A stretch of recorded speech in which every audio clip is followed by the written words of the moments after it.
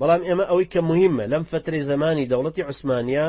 لە فترەی سوڵتان عەبدولحەمیدایە کە ئەو ئیمارەتە کوردیانەوە بە قووەت دروست بوون. ئێمە ئەبێ ئەم دراسەی ئەم تاریخانە زۆر ورد بکەینەوە. لێرە هەندێک کەس لە کوردە عەلمانیەکان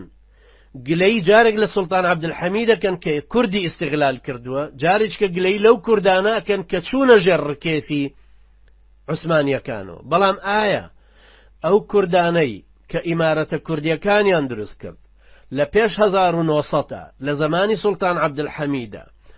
مەزنێکی وەکو بەدرخانی گەورە، پیاوێکی معقولی شخصیەتێکی گەورەی وەکو شێخ عوبەیدوڵڵای نەهری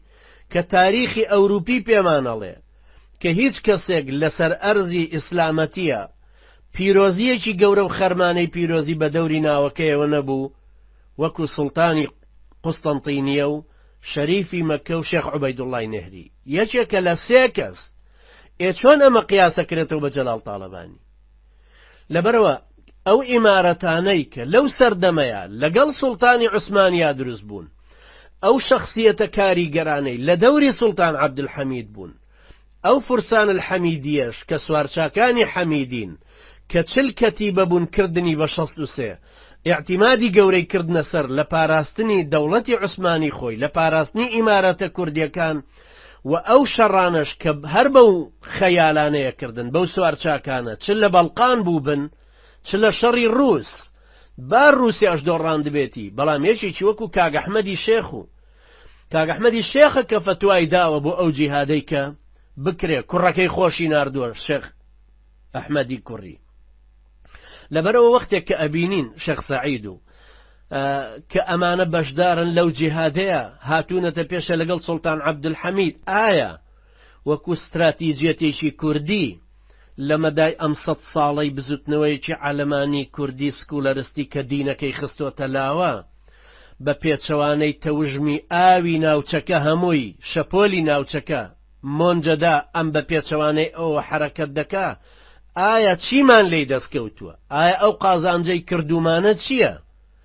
ئایا ئێستا ئەمەی کە کوردێک دڵی پێی خۆشە کە لە بەغدایە دروشتێک بە عەرەبیە نووسرێ لە خواریەوە بە کوردیە نووسرێ، ئایا ئەمە دوای 60 ساڵ لە زەمەنی مەلیکیشە ئێمە ئەمەمان هەر هەبووە لە بەغدایە؟ ئایا ئەمەیە جێگای دڵخۆشیمان؟ نرخێکی عەمالەت، نرخێکی ڕێکەوتن لەگەڵ ئیحتیلالێک کە هاتۆتە ناوچەکەوە دژی هەموو بەهایەکی میلەتەکانە. ئێمەی کورد لێرە ئەم سیاسەت مەدارە عەلمانیانە کە لەگەڵ ئەم ئیحتیلالەیە ڕۆیشتون دژی هەموو بەهای دەور و پشتمانن، دژی تەوەجوهی کابرای ئێرانین و سیستم و نەریت و دەستوری ئێرانین، دژی سیستم و نەریت و تەوەجوهی تورکیاین، دژی سیستم و تەوەجوهی عەرەبی سوننە و شیعەن. ئایا بەتەنیا لێرە دوو حیزبی کورد یەک بزاوێکی سکولەرستی کورد بەتەنیا ئەتوانێت لێرە پشت بە ئیحتیلال ئامانجی کورد بێنێتە دی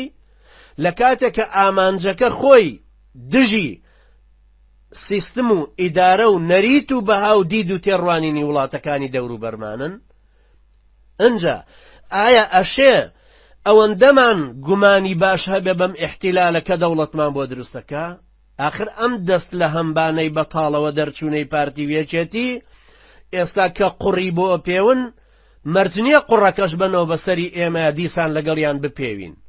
پێشمەرگایەتیمان لە شاخا لەگەڵکردن، بەشداری خوێن بووین لە شاخا، بەڵام بەشداری ماف نەبووین لەگەڵیانە لە واقعەکەیە. لەبەرەوە وەختێک ئەوان لەگەڵ ئەم تەیارەی ئیحتیلالە ڕۆیشتون و ئێستا دۆڕاندویانە مەگەر ئاوردانەوەیەکی استراتیجیان لە تاریخی کۆن و تازەی مێژووی کوردی خۆمان بدایە، ئەبوایە بزانن کە هەموو پشت بەستنێک بە ئیحتیلالی دەرەوە زرکەتاڵێکی لێبۆتەوە، هەموو ڕێکەوتنێک لەگەڵ دەور و بەرمانە زیاتری لێبەرهەم هاتوو وەک لەوەی کە دژایەتی کردنیەتی. ئەوەی کە ئەمەوێت لێرە ئیشارەتی پێ بدەم، ئەم فترەی دەوڵەتی عوسمانیە و ئەم فترەی بە تایبەتی سوڵتان عەبدولحەمیدە ئەو ئیمارەتە کوردیە بە هێزانەی کە تایە دروست بوون، یەکەم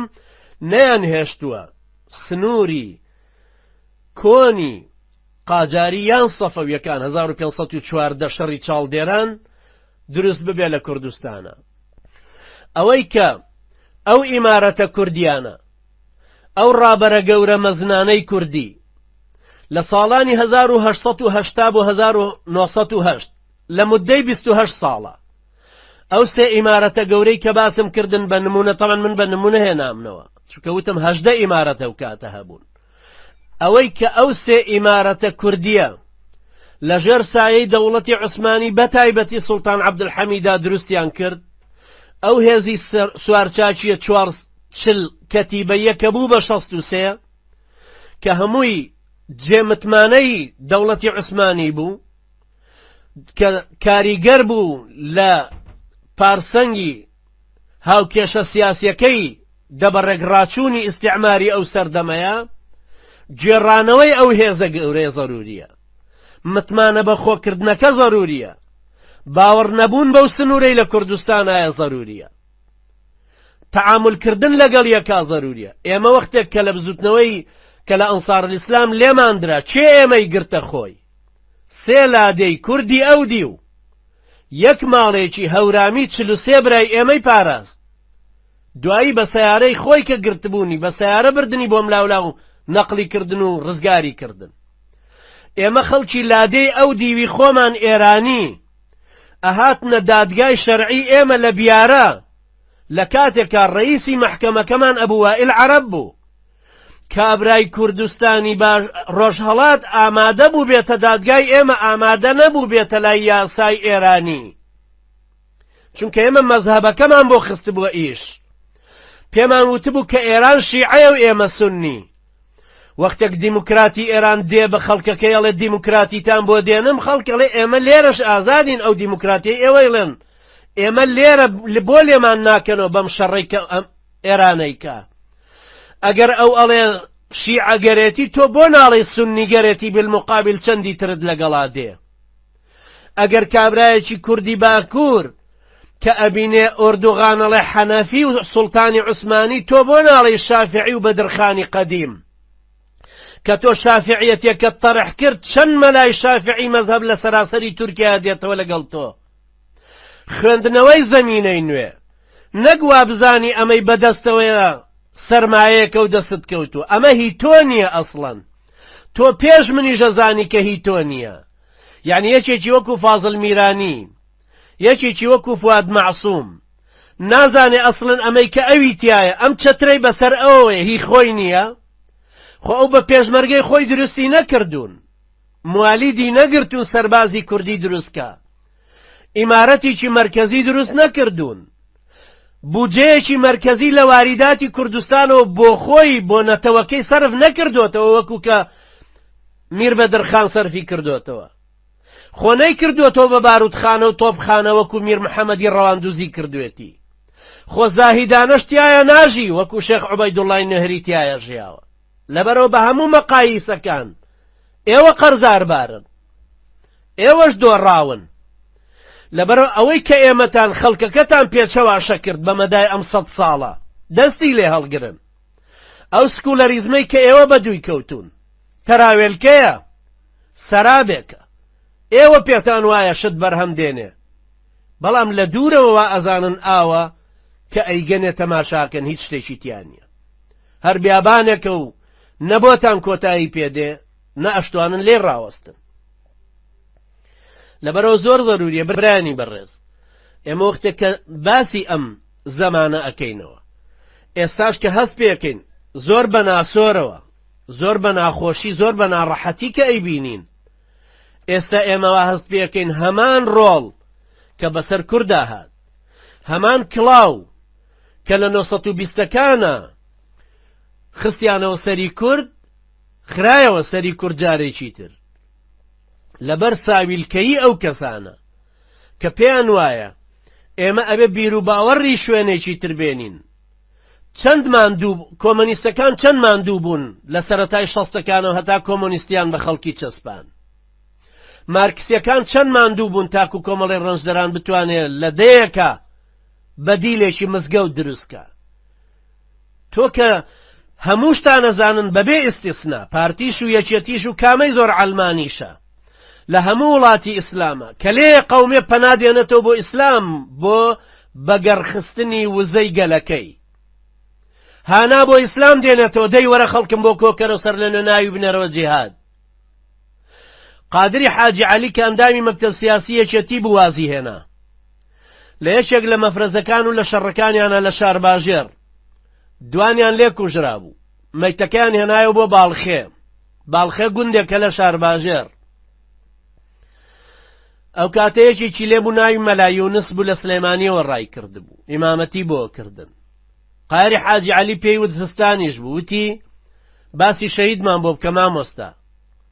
مەلا یونسی ئەیزانی باسی شەهید لە ئیسلامە شتێکە و باسی دوو کوژراوی یەکێتی شتێکی کەن. وتی من باسی شەهید ناکەم، چکەوانەی ئێوە شەهید نین. قاری حاجی عەلی ئێستاش ماوە زیندووە و مەلا یونسیش ماوە زیندووە، خەڵکی باڵخێش ماوەن زیندون. قادری حاجی عەلی مەلا یونسی هەڵگرت و خستی حەوزی ئاوەکەوە. تۆ وەختێک کە دۆڕاوی تۆی چەکدار، تۆی بەهێز، طبعا ئەو زەمانەش باسەکەم کە یەکێتی زۆر ئازا و بەهێز بوو، تۆ مەجبوری بۆی لە ناو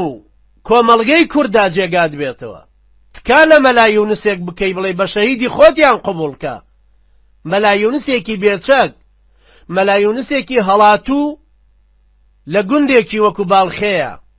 کە تۆ مەکتەبەکەیە بەی بەڕێوە، کە تۆ کۆمەڵەت تیا دروست کردووە، تەنزیماتی هەیە، کە پارتی کۆنەتیایە، کە مەلا مستەفا هاتە شار باژێر هاتە ئەو گوندە، لەوێ ئیستیقبالی کرا، کە شوێنی پارتی وێچێتیتانە پەنا ئەبەنەوە بۆ مەلا یونس. لەبەرەوە ئەبێ بگەڕێتەوە سەر ئەوەی کە بزانی کاتە زەمینەیەکی دینی لە میلەتەکەی خۆتا هەیە، تۆ بۆ تەضعیفیەکەی بۆ لە جیاتیەوە بەهێزتری ناکەی. سەیری هەموو میلەتانت کردووە چۆن ئیستیفادە لە زەمینەی وڵاتی خۆیانەکەن؟ چێت بینیوە غەیری ئەم مارکسیە ڕقنانە